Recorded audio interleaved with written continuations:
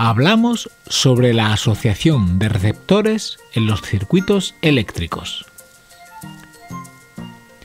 Cuando conectamos dos o más receptores en un circuito eléctrico, lo podemos hacer en serie, en paralelo o, en el caso de que se den las dos situaciones anteriores, hacer una conexión mixta. Veamos qué sucede con el voltaje y la intensidad de corriente en las diferentes asociaciones de receptores. Circuitos en serie. Un circuito presenta sus receptores en serie cuando se conectan uno a continuación del otro, de modo que la salida de uno es la entrada del siguiente. En los circuitos en serie, la corriente que circula por los elementos es idéntica y coincide con la que sale de la pila. En cambio, el voltaje de la pila se reparte entre los diferentes receptores y, por tanto, será igual a la suma de los voltajes en los extremos de cada receptor. Si a una pila de 12 voltios conectamos una bombilla, esta lucirá con un voltaje de 12 voltios.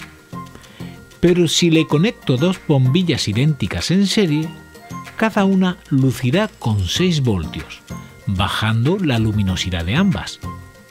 Si conectase 3, lo harían a 4 voltios.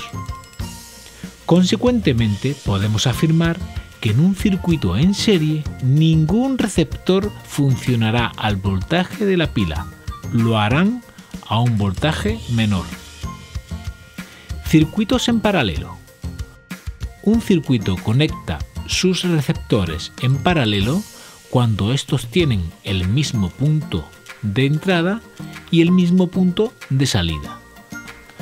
Un circuito en paralelo está compuesto por diferentes ramas.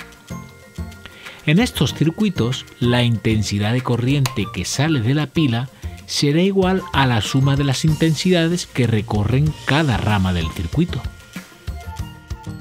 En el caso del voltaje, todos los receptores tendrán la misma tensión, dado que todos están conectados al mismo punto.